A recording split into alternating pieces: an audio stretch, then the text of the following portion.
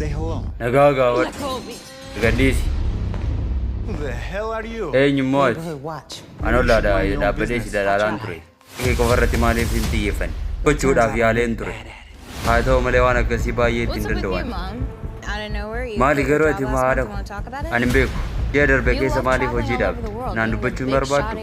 Callasteetuma deemta ammallee akkasumatti illee dhaabbata gargaarsaa irratti hedduu xiyyeeffatamaa wantichi walta taadhaan hangalle. Affileen kun irra deddeebiidha yeroo ammaa ka'aa jiru.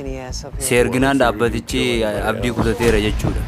Eeyyee nama biraa kan ajjeefamu waan hin qabneef anaan na ergan.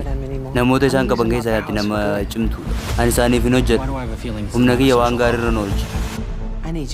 Humni kee ajaa'ibsiisaan sun na barbaachisa yeroo ammaa kanatti. Addunyaan kun yeroo amma sababa barbaada. Ijoollee qarree gurraachota hunda isaanii gara walalii duubaa akka godhan taasisu.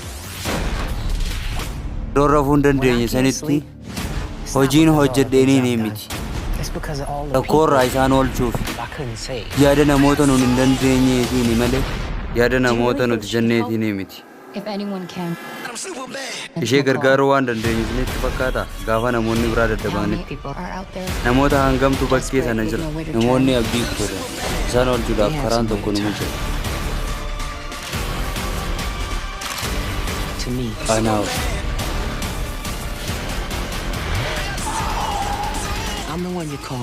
Anaaf bilbilu. Sagal tokko tokko bilbiluu hin dandeessan.